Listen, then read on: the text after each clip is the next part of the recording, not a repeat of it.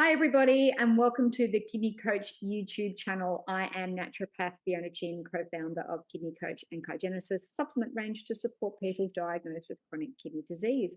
And I'm excited today to be joined by one of my fellow Australian colleagues. So you're going to have to put up with a double Australian accent today. The beautiful Carla Wrenn. Carla is a naturopath. She's been a naturopath for over 22 years. But Carla has got a passion for treating oncology and long haul COVID. She's had a very successful clinic down in the beautiful Mornington Peninsula area of Melbourne. For those in the US who don't know where it is, it's definitely a holiday destination spot. And she's been caring for very complex cases for a very long time.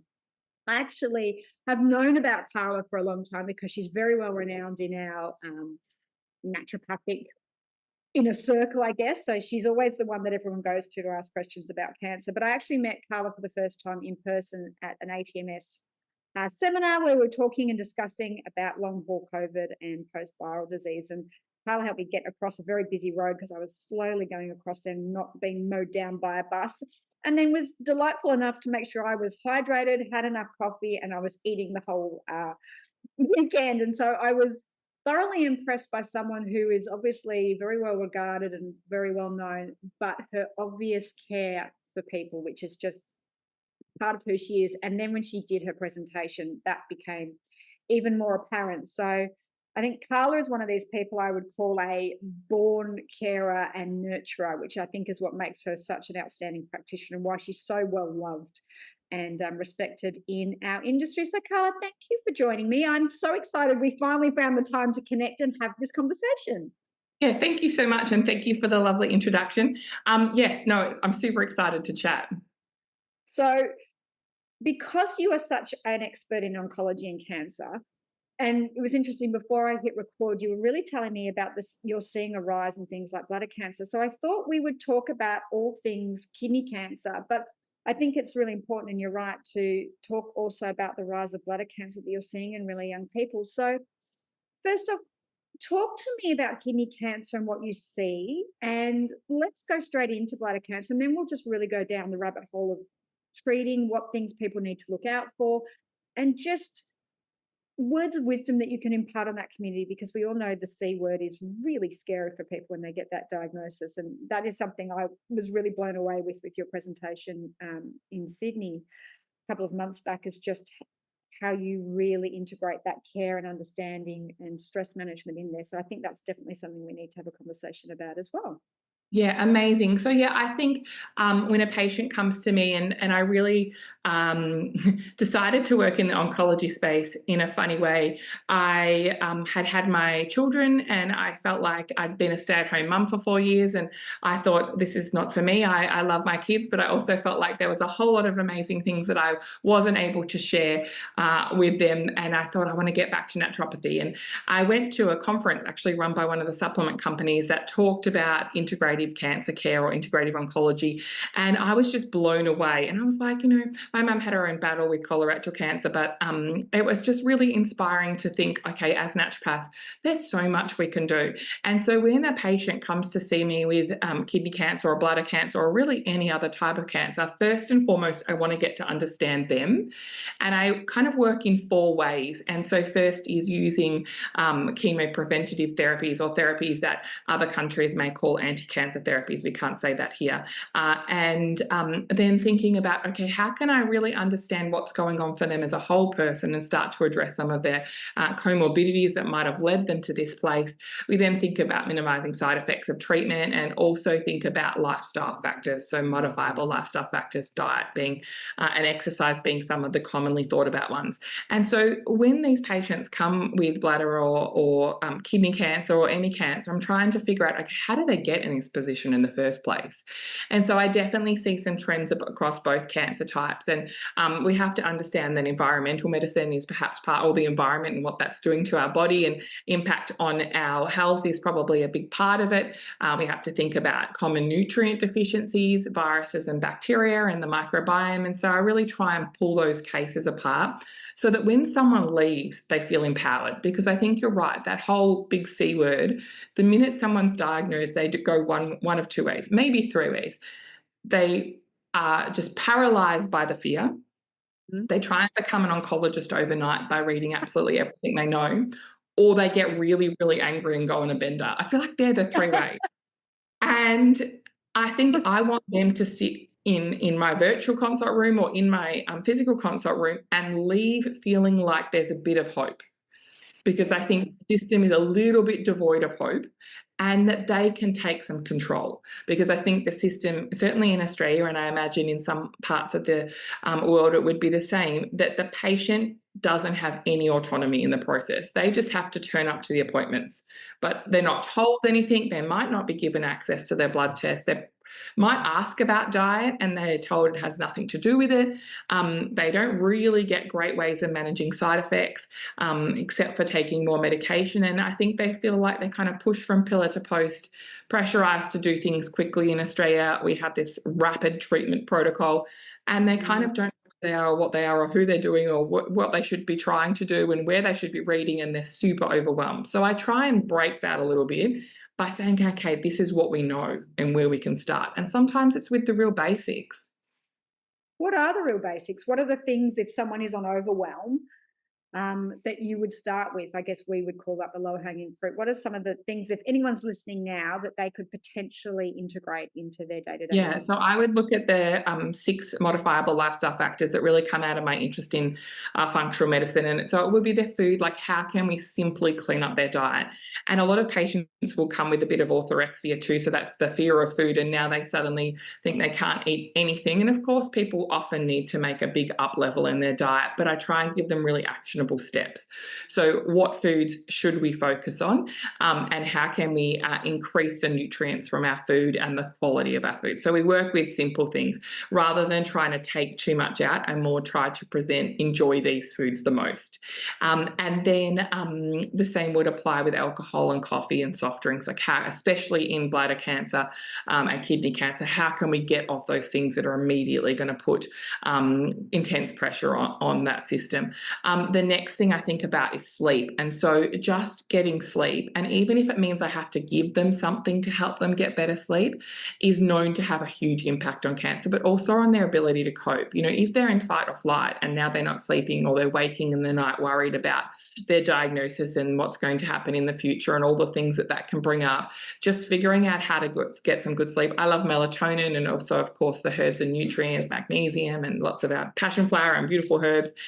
So just getting them to sleep is the next thing. We talk about movement and exercise, but a bit like the stereotypical patient will have done one of two things. They will have stopped exercising because they feel like they need to wrap themselves in bubble wrap, or they will have joined CrossFit and started like manically exercising, which is also not helpful. So we try and talk about exercise they enjoy, and keeping encouraging them on doing things. Or if they don't have an exercise they need to enjoy, or they've had surgery and they need to change exercise, to maybe hook them into an exercise physiologist or some kind of health professional that has experience in the stages of cancer and exercise, because the research says moving during cancer makes pretty much one of the biggest differences a person can make, and it doesn't have to be intense exercise. And then I also talk to them about things like spiritual connection and social connection, who is their support system, and then also, rest and relaxation. How can they restore themselves? Are they taking enough time to do that? And I guess then the other side is purpose or legacy, especially if someone's very unwell. If someone is unwell, I try to get them to anchor into the things that are important to them about achieving in their life. Have they achieved those things? Do they have purpose? Because I feel in cancer, when the battle is hard and a person is overwhelmed, it's easy to slide off into a bad place if they don't have a connection to a purpose or something that they're trying to achieve. And so sometimes that's a really nice conversation, like what hobbies do they have and can you get back to them, is very different to kind of the aggressive approach that's sometimes taken elsewhere. We must rush and make these stressful decisions. And so I try and get those foundations right if someone's overwhelmed, because sleeping better, feeling like they know what to eat, maybe going for a bit of a walk and connecting into some of the things that make them feel relaxed or give them purpose, just sets them up in a different place than where they were when they got diagnosed. Such a good point. And you said something earlier that I wanted to circle back to, and you're right. It's my experience with patients, and when my dad went through his cancer diagnosis, is it's rush, rush, rush. They are forced to make very big decisions right off the back of a diagnosis. They've had no time to sit and go, this is what's going on. It's like, you have to have this cancer removed. You're then going to have, 12 months of chemo plus radiation, and you're going to take all these medications.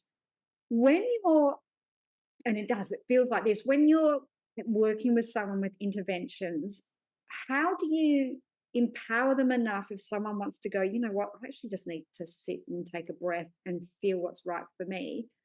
How do you empower them or give them the knowledge to be able to have that conversation with doctors and oncologists, which is really hard to do? And I think that's something that so many people struggle with, because they get these diagnoses and something feels off, that they just need Mm. to breathe and not feel forced into something that they maybe regret later. So how are you Yeah. empowering those conversations? So firstly, I talk to them about, for some reason in Australia, and I don't know if it's patient driven, because I do think patients feel a little unsettled until they know what the plan is. I don't know if it's patient driven or whether it's specialist driven, and maybe money driven, who knows what's involved. They get rushed. Very much rushed, like we must have the surgery within a very quick period of time. The amount of people that say they get their biopsy result and then they're having surgery to remove something, or having chemo within a week period, is phenomenal. Now, in other countries, they talk about getting your ducks in a row. So you get diagnosed, and I can't remember whether it's Switzerland or another country that literally uses this phrase, not in English, about go home and get your ducks in a row. It's especially like this in some of the Eastern European countries as well. They'll say to the patient, this is the suggestion. Now go home and sort out how that might work for you, or whether that's something you might want to do. So they're literally talking about, have you got food in your pantry? Have you got someone to support you? Have you got your life insurance sorted? Is there anything you need to do around the home? Like, basic things, which gives people more autonomy to go, okay, let me think about this for a minute and get my ducks in a row. Because I think having that and going into treatment feeling like you're in control must have a better outcome than this rush, rush, rush protocol, especially if something feels off. And so I get a lot of patients coming to me where they're like not sure if they should be doing the treatment, because innately they have a distrust for conventional medicine, or they feel like the treatment is too aggressive. Like an example was, I had a 96-year-old in here the other day who'd been recommended pretty aggressive breast cancer treatment. But the oncologist, who I really respect as a local oncologist, had said to her, go away and think about this, because you are 96 and probably your quality of life would be different if you had the treatment versus not have the treatment. Life extension is a bit of a different concept then, isn't it? And so she was able to think about it. And I think when patients are able to think about it and have someone to talk about it with, they can pick apart those concerns they have. And so I don't always, no, I majority of time want to present some information about the realities of the benefits of having their treatment, and then hook them into someone else that continue to have that conversation. So I like patients to be able to have numbers or statistics around what they might expect to see if they did the conventional treatment, and then let them make a decision. And while they're making a decision, I'll really work on those lifestyle things or some of the general well-being principles. If they've got out of control type 2 diabetes, I'm going to start to address that, because we all know that makes a difference. Or let's just say they're a night shift worker and their life is incredibly stressful. I'm going to work on their circadian rhythm and their cortisol and their stress while they make a decision, because I don't want to be involved in that decision, but I'm happy to lead them in the direction to get some information. So in breast cancer, we have the really wonderful McGrath nurses in Australia, and they are really great at giving patients a balanced view of what they might do. And then otherwise, I'm sending them back to the specialist, and I will literally write some questions down to ask that we workshop together. So things like, what are the side effects likely to be? Because I don't know if you've seen those big sheets of paper, you probably have before, that have a million side effects on them. That's more legal paperwork rather than the reality. So asking the oncologist, what is the reality of the symptoms I'm likely to expect, is sometimes a very different answer to what that paperwork shows. And so then what is the reality of whether I'll be able to work or not? Will I be able to care for my children? Can I go on my holidays? And I think patients can lead their treatment and their schedule a lot more effectively if they start out by being empowered. And so just really encouraging them to have a conversation, because I feel like the specialists often talk at the patient, not inviting them into the conversation. We just have to help our patients get in the conversation, because it really is their body, and the specialist is just giving one opinion. And if they don't like that opinion, go get another opinion. but I think they need to have the full picture from Yeah. from me, but also from their whoever is treating them, urologist or oncologist or surgeon, to know what to really do and take the time to piece all those pictures together. Yeah, no, I think that's really good advice. Now, I want to lean into kidney and bladder cancer. So, I guess the big question is, what do let's talk about typical age, presentation, and symptoms of both. You made a really great comment before I hit record about you had a patient come in, a young guy with bladder cancer with really no symptoms that would flag most people. So, let's start with kidney cancer, but I definitely want to have the conversation about bladder cancer because Yeah, probably great. you're far more of that in clinic than regular kidney cancer. So let's talk about presenting symptoms, typical sort of age and sort of subtype of person, and what people can expect with those two cancers. Yeah, perfect. So I really think that we have to take the age number away, and I've seen that probably more in the last couple of years, and that might lead to things. But in the last couple of years, I think younger people are getting cancer. Everyone is getting perhaps more cancer, and we can't ignore that the side effect, the symptoms, the red flags, just because someone's young.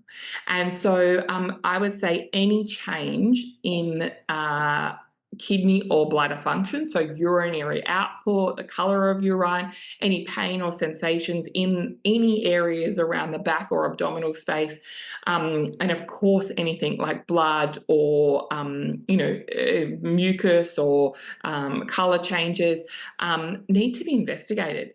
And when doctors are doing general bloods, we want to perhaps take those bloods and have a look ourselves to make sure that there's not decline in some of the typical metrics around kidney function and liver function and inflammation and some of those markers that can suggest something's not quite right here. And I think listen to yourself, because I don't know about your practice, but I know the amount of times people are like, I knew something wasn't right. And so if they're not getting a good assessment, see another doctor or be really clear about your concerns and your outlining some of those red flags. And so for me, in both kidney and bladder cancer, the presence of blood in urine should never be ignored, and asking for a proper assessment. And it's not just to have like a dipstick done, we need a bit more than that to see what's going on and why there's bleeding. And if people have a known family history of cancer or any particular type of cancers, or have had a history of UTIs or other kidney or bladder issues, don't just assume it's the same problem. Because obviously, having a history of problems, chronic long-term kidney infections could definitely increase your risk of developing kidney cancer. And so we don't want to just go, oh, got another infection, I'll take that antibiotic the doctor's given me in case this happens. Get checked, because the amount of young people I'm seeing who were kind of fobbed off a little bit and who perhaps also ignored some of their symptoms themselves mean that the diagnosis might be made when they're a stage or two ahead of where they could have been if they had have listened to those first signs.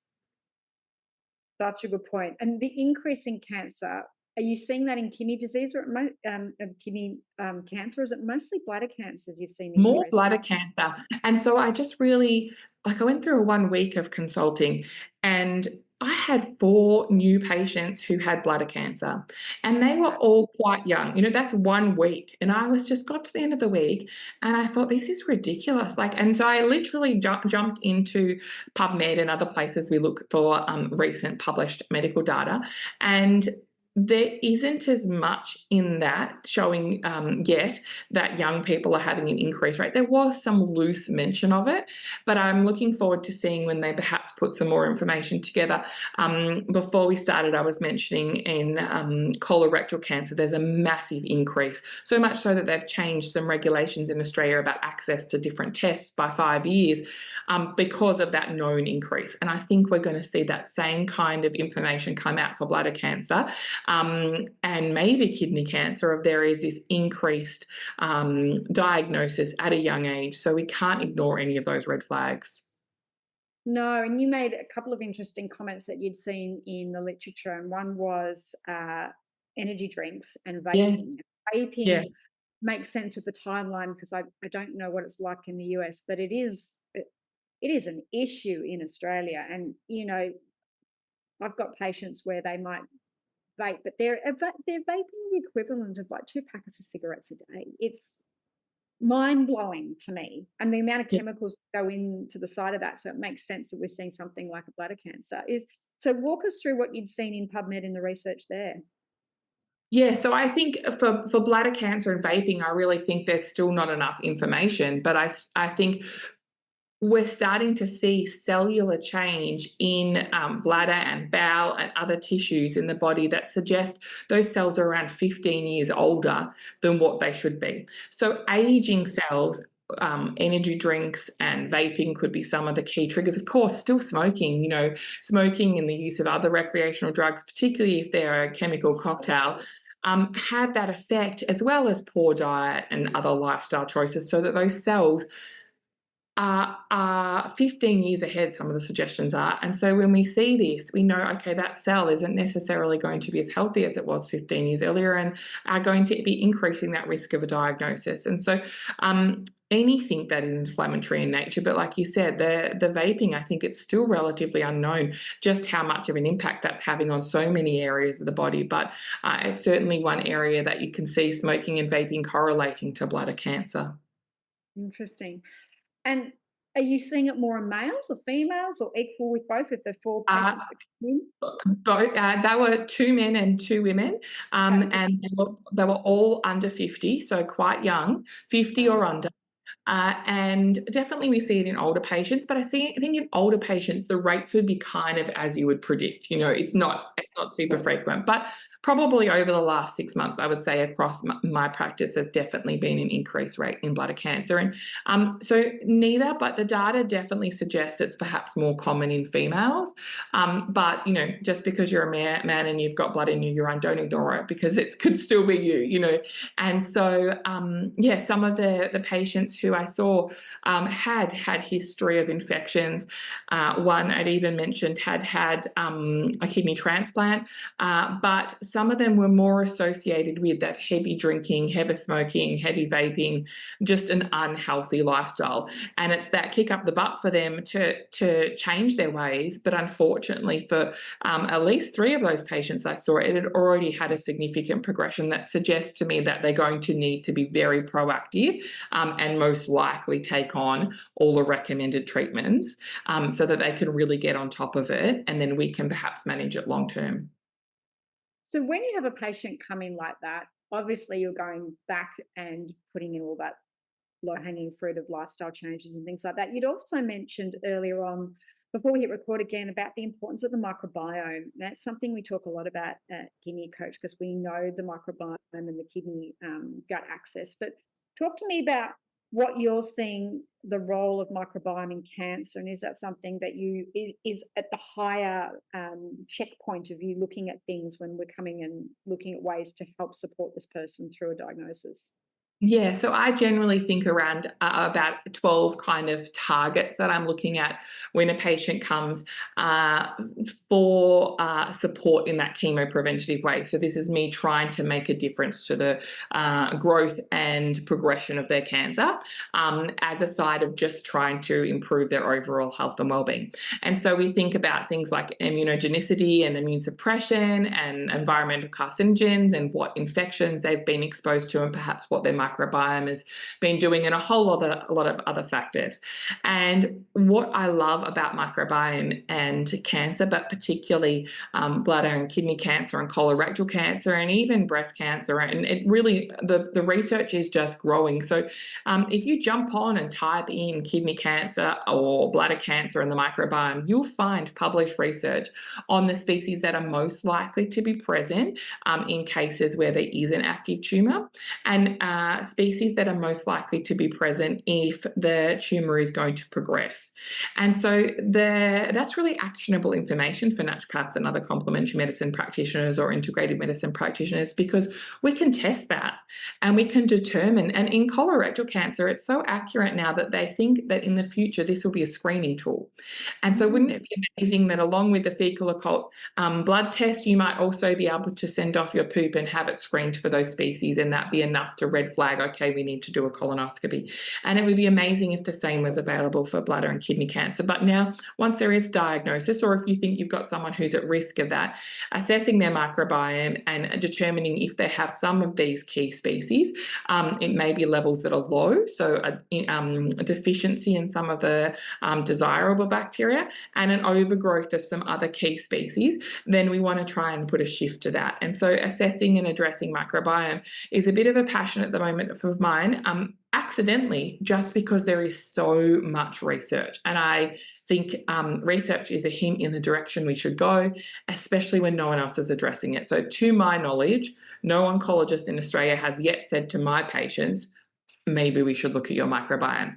Yet the data is very, very strong. So before we chatted today, I looked up some papers, and kidney cancer and the microbiome had a great paper published in May this year. And so I'm pretty sure no one's been told about that paper. So that's there and we can action it. So it makes me really excited, because along with, reducing inflammation or changing their diet and looking at cell defense and antioxidant status and how can we get, good circadian rhythm and, nutritional status and deal with genetics, like some of those are big things to deal with, but not to simplify microbiome, but it is an easier thing to address for us as complementary medicine practitioners because it's really in our wheelhouse. Totally agree. I mean, it's something I do with my autoimmune patients. It's one of the foundational things. Check microbiome. 9 times out of 10, there'll be some compensation thing. We've got a bit of dysbiosis in there, and it's something that we can do straight away to make sure we're resetting the immune system and heading people down the right track.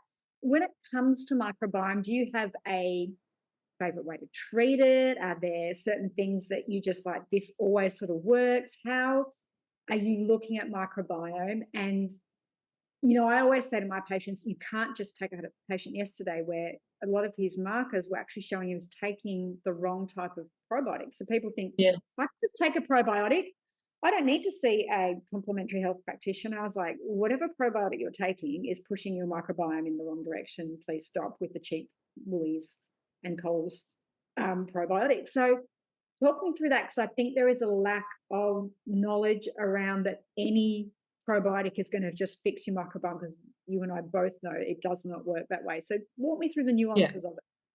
So I think, let me take a step back first and say what I'm normally telling my patients initially about their microbiome, usually when their test first comes back, is don't panic, because sometimes it's like discovering more problems. Remember, cancer patients feel overwhelmed, and same with your autoimmune and kidney disease patients. I'm sure they feel overwhelmed by information. So another negative test, especially these microbiome reports, if you've never seen one before, can be very detailed, like 10 or more pages saying things that look overwhelming, weird words, whatever.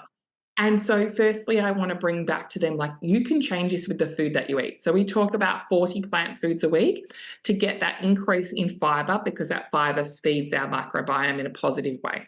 So I talk to them about that first. Then I talk to them about what shifts we're trying to see.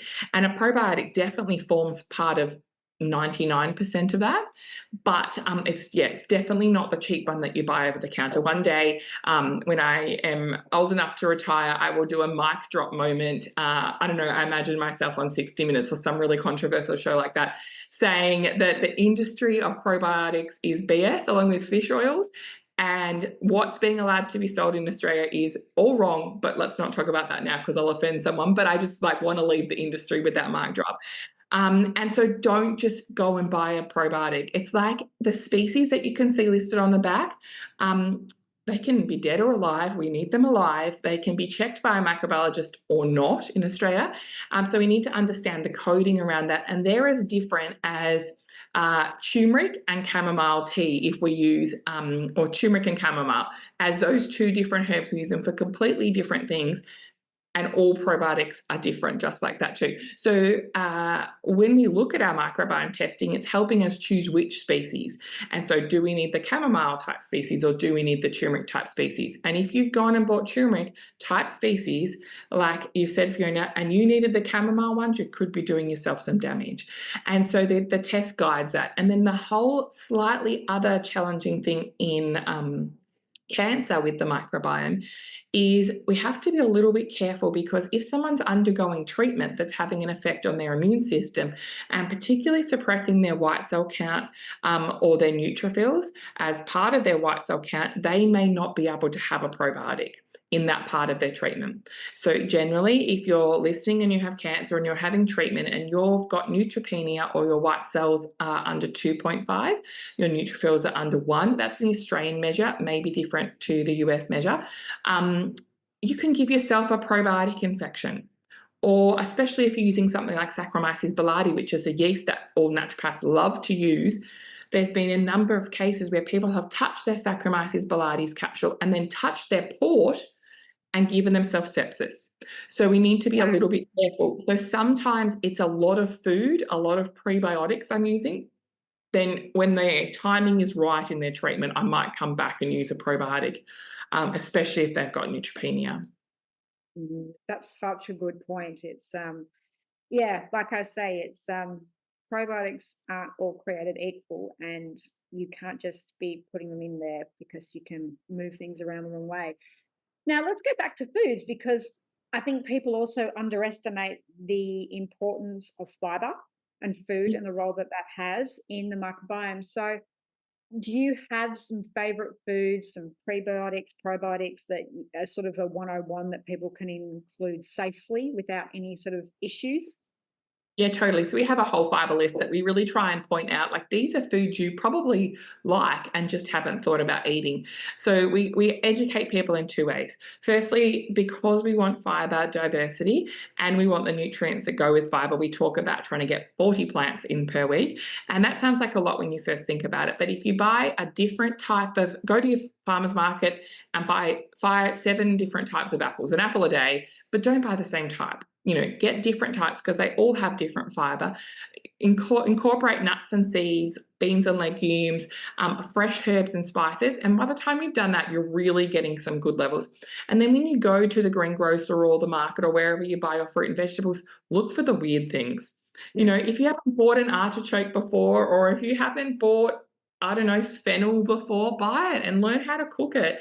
And so we can increase our fiber diversity by doing that. But we also list things. So things like chickpeas and hummus and flax and different nuts and seeds and just, looking at all the different categories of microbiome enhancing foods, whether it be a fermented food or, can you use more garlic and onion if that's suitable for you? Like, just really trying to broaden out, because I think, busy people, I don't know if you find this in your practice, they just kind of tend to eat the same vegetables, the same fruit. They forget to use herbs and spices because, they don't identify as a gourmet chef. But it's easy to have a bit of parsley or some chives, or I love coriander, so I put that on. But, if that's not your thing, what else can you try? Because they all make a huge difference to what happens in our microbiome. Such a great point. And I think, that really does come back to what you said, which is diversity in the diet and not eating the same thing and getting different types of fiber. And, our Yeah. microbiome just loves fiber. It's their That's magic right. And food. I'll use PHGG in we have obviously fiber supplements that we can use to increase butyrate. And so, if that's appropriate, I'd use that. But if we can get it out of the diet, I think it's sometimes more economical and more lifelong, means that people are taking less things if we can start to use whole foods to get that. Brilliant. So circling back to bladder, kidney cancers, is there anything else? I mean, I don't want to go right down into the full-on biochemical bioscience and make things complicated, but for anyone listening that has recently been diagnosed with one of these two cancers that you would want to impart onto them, that you feel like it's super important, it's a takeaway that you want all your patients to get when they come and see you in clinic? Yeah. So I think a diagnosis of any type, and if what you think about, if you don't have cancer or you don't know with someone with cancer, any chronic disease would fit under this category as well. you may not be the same as the next person with the same diagnosis. And so really getting to understand what their diagnosis means for them. Of course, kidney cancer and bladder cancer can both lead to some pretty significant changes in elimination as well. So helping patients understand what's the key things for them to work on, like what is not working for them, and how they can safely start to make changes around that. So, I think things like acid and alkaline balance, things like other markers in their pathology test or symptoms they're expressing that suggest they have really high inflammatory load. Do they have a history of viral exposure? Is there an infection that's persistently running behind all of this, or have they had kidney infection for years that's never been properly addressed? Like, what is kind of the things that are the weak points for them out of those 12 or so factors that we start to think about? And then, or are they a night shift worker and they've been, eating shitty food and staying up late and using energy drinks to get going? And there's usually a pattern we can start to see that is the right treatment for that person. Now, sometimes I get people who are super healthy come in and they're like, I just don't know why this has happened to me. They're angry. All my friends eat shit and drink wine all the time, and I've never drunk, and I'm really clean and I don't have coffee and I grow my own vegetables and whatever. Like, you've got to find what's the thing for them that they need to work on. And so I just really try and empower them. And then if we get a bit of a deeper dive, like when we understand the focus of the treatment that is provided in conventional medicine, we want to try and make sure that we don't affect that target too much. We don't cause any, if someone's going to have that treatment, we don't cause any interactions with the therapies that we use.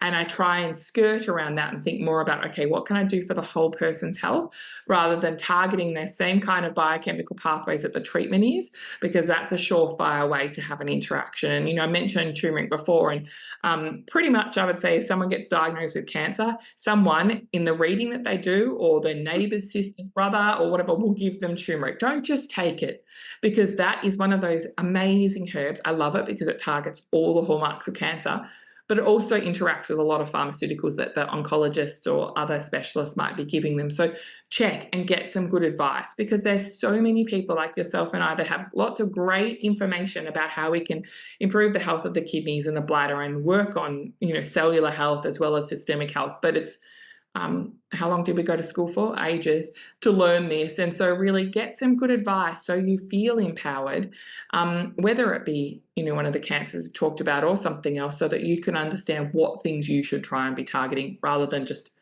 try and do it all. I think that's such good advice. Carla, thank you. Is there any final words of wisdom that you want to impart with people before we wrap this up? Oh, I just am big on hope. So if you feel like there's no hope, sometimes I get people contacting me on the last weeks of their life. I always think there's something we can do as complementary medicine practitioners. And it might not be to save their life as they hope, but I think that I have a real interest in the palliative care space, developing interest in the palliative care space. And so reach out, because there's always something that complementary medicine practitioners can help, whether it be with the diagnosis or the whole health. I think it's nice to have support, and I wish more people could access that. That's such a beautiful message. And for anyone listening to this, if you do want support, or you've been diagnosed with cancer and you want help with it, I will put Carla's details below. You can find her at Carla Wrenn with a W, RENN.com. And I'll also put the link to her cancer-specific website as well, which is prospercancercare.co. That's right. Good memory. I'll put that down as well. Carla is in Australia, but just like me, she can work with people located anywhere in the world. And she is one of the most caring, genuine caring humans that I've ever met. So even if you just want to talk, and even talk through what your oncologist is doing with you, with someone she is a naturopath, but I didn't mention she's also functional medicine trained, and she's done lots of postgraduate studies, as we all have, because we just have the love it so much. We love it. So she's very well versed in cancer. So if you just want to walk through the program that your oncologist has got you on and get some tips that you can integrate, then Carla can definitely help you with that. So I'll put in all her details below. Carla, thank you so much. I really appreciate you as a person and your time. If you want to know Thank more about what we do, head to www.kidneycoach.com. You'll also find us on Facebook and Instagram and all of those social media platforms. Remember to hit subscribe and like. That way you will be notified anytime we put out more information. And if you have any specific questions for Carla, please put them in the comments below and I'll be sure to reach out to her and ask, or you can find a contact page on the websites that I've put in there. Thank you for being part of our community, Carla. Thank you again for everything. I'm sure we'll have you back to talk about other things. And enjoy your day. And thanks to everybody for listening. Bye. you.